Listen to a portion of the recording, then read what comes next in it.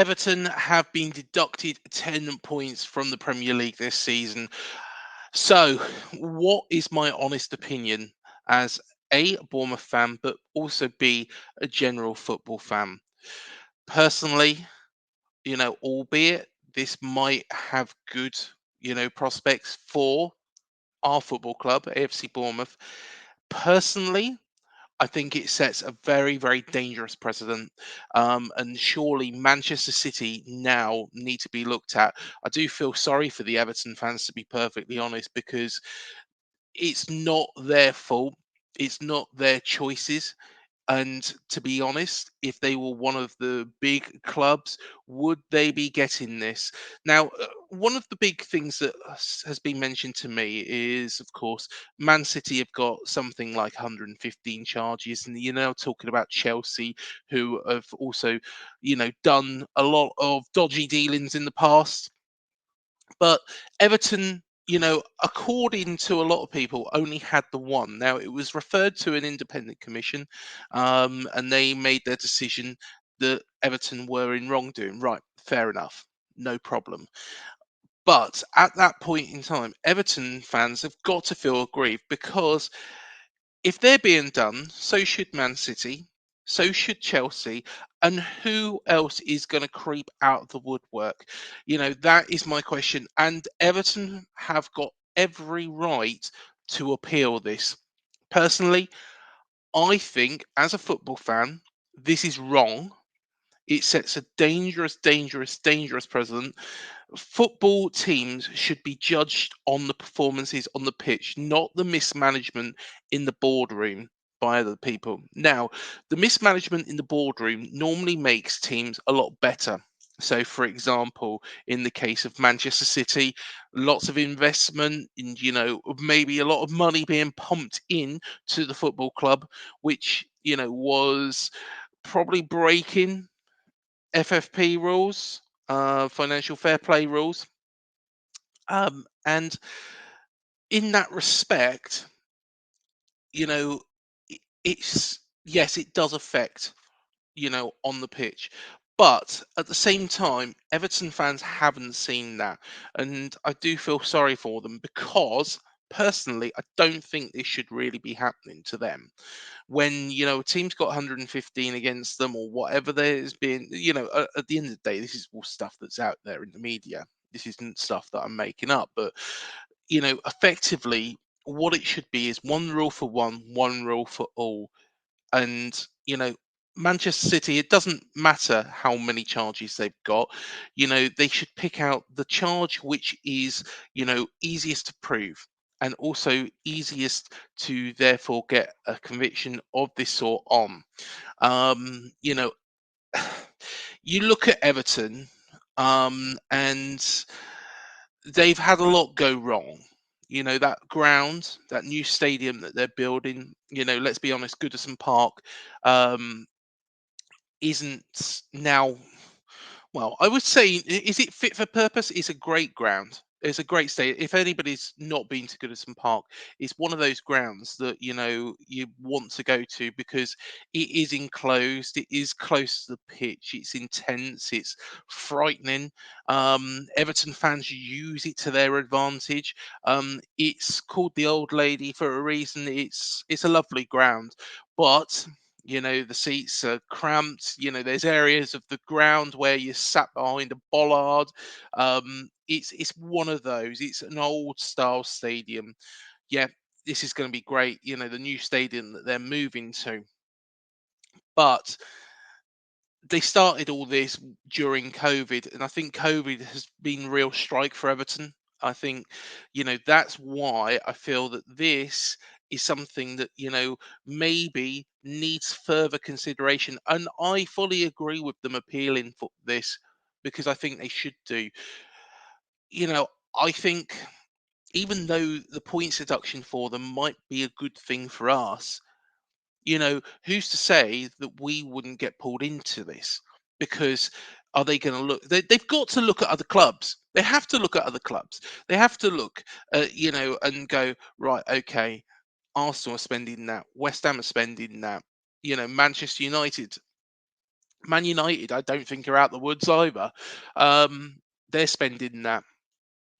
They've got to look at all these other clubs, and how long is it before they come round to us and go, right? You've spent 120 million. You've got an 11,000 seater stadium. This is what is incoming.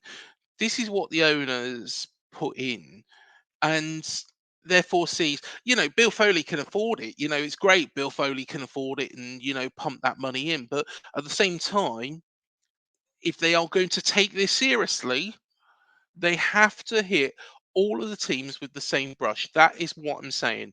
I don't want a points deduction, but at the same time, I think, it has to be fair across the board and every case needs to be looked at.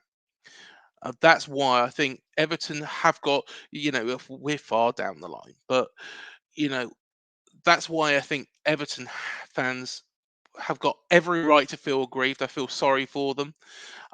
They've got every right to appeal this.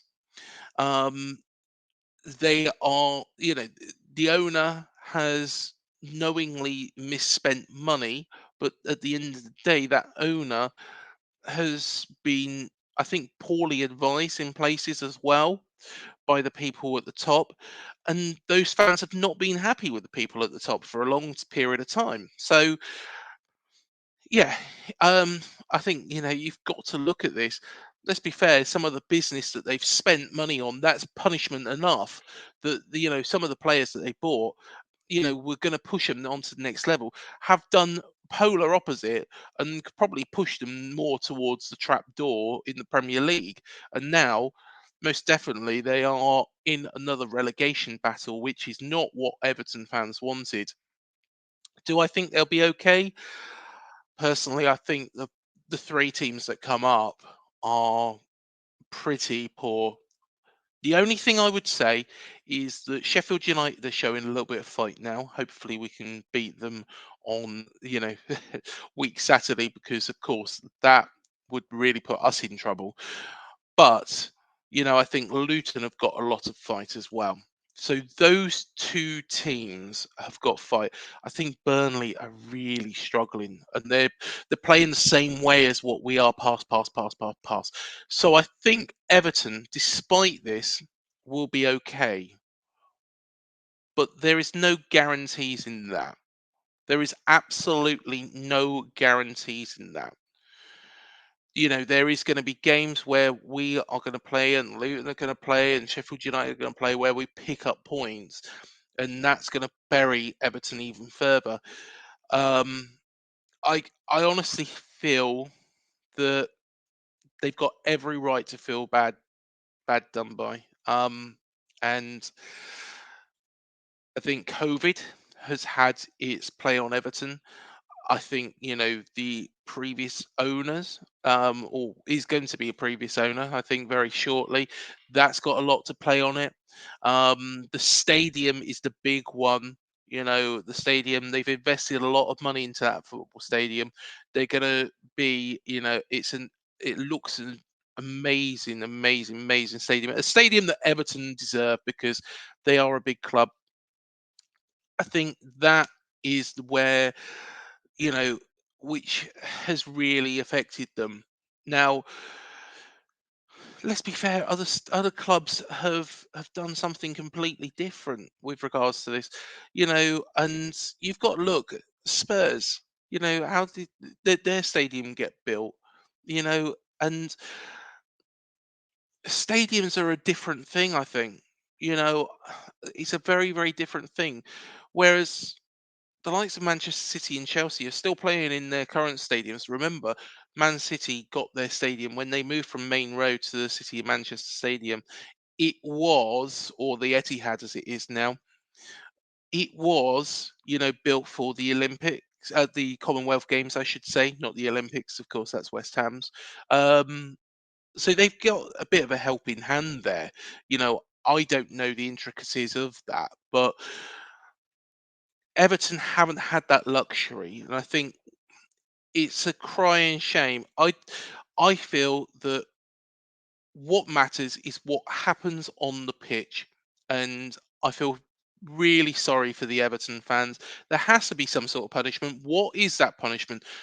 Tell you what. Leave it in the comments. Leave what you feel that the punishment should be for clubs that do these sort of things. Should they get a points deduction? Should it be 10 points? Should it be, well, financial penalties? Let's be honest. If a financial penalty is given to Man City, they'll just pay it and laugh at it. So, where does the buck stop? But then again, you got to think of the fans. You can't, Man City fans, like I've said, and we've had some great Man City fans on, you know, they probably deserve this success as well. Because look at where they were. They were relegated to the old Division Two. I think it was in 1998, and they only, managed to get up through the playoffs of that.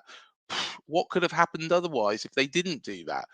So, Man City fans, it's not their fault. It's not their fault. But they are. How do you punish these people? The one thing I'm gonna throw out there and throw onto this channel is, what about transfer embargoes? Transfer embargoes for a prolonged period of time.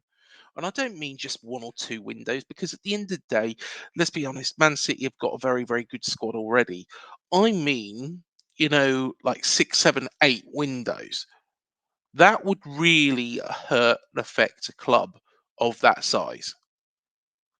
Points deductions hurts the fans, but it gives them still, if, say, for example, a not being able to spend in the windows, firstly gives them a bit of sustainability, gets them back in line. This is what should have happened with Everton. They should have been, the transfer embargo should have been put in place and for a prolonged period of time. Gives them a chance to bring through youngsters and work on those players that they already have. And then brings it, like I say, brings them into line. Make sure that they're not overspending, they're not, blowing the bank, as some clubs have done in the Premier League. Who's to say that we won't be subject to this in the future? I hope not. I hope not. But like I say, you've got to have the same rule for everybody. You've got to have the same rule for Wolves, Aston Villa, Fulham.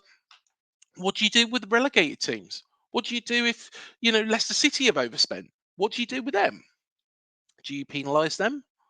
Or do you, wait until they come up, then penalise them? Which I think is unfair. You know, what about if, Leeds, or say, for example, let's go even further back, Wigan, what if they've overspent, when they were in the Premier League? What do you do with them? Because they're already being hit by financial penalties in the EFL. So there's a lot of questions to be asked. There's a lot of questions to be answered by the Premier League and the FA on this. There's also, this appeal, which I think Everton should make. And, let's be honest, if they win that appeal, what happens then? What happens then? You know, do do you say from that point onwards that financial fair play comes in, and these restrictions, or do you still carry on with looking at Man City, Chelsea? And I think you have to. I don't know the answer. I don't know the answer. One thing is for certain, though: the Premier League should never have let this get out of hand in the first place. You should have, and the EFL the same. Both of them should have a handle on the clubs. They should have the ability to take clubs off football owners' hands. Let's look at the Sheffield Wednesday and the Reading situations. Those clubs should be taken off their owners and put into the stewardship of the EFL, who then manages either the sale of that football club or the sustainability of that football club to make sure that football club survives. The Berry situation. Let's look at that. That was an absolute joke. The bloke wasn't even, and that is the EFL's fault. That guy passed the fit and proper persons test, and he wasn't a fit and proper person. He was somebody who then, effectively sent that club down the Swanee. You had Bolton Wanderers, another great club. Derby County, another great club. all these clubs that have gone down the Swanee. Now, I'm not saying that that will happen to any team in the Premier League. You think the riches of the Premier League, it shouldn't do. But if Everton were relegated and Farhad Moshiri doesn't sell his stake in the 777 group, don't know much about them, walk away from this or whoever else, um, then what happens with Everton? You know, the FA, the Premier League, the EFL need a stronger hand on things. Look at our own football club and the troubles that we had. That's really the message of this video. You know, I think Everton should appeal it, shouldn't be deducted points, even though that points deduction will work as a better thing for our football club. But that is my honest opinion. Let us know what you think. You know, do you feel that the points deduction is unfair? Do you feel that things should just be managed on the pitch? There's a lot of questions, a lot of different opinions on this. I don't think there's a right one. Until the next video, up the cherries. We'll speak to you soon.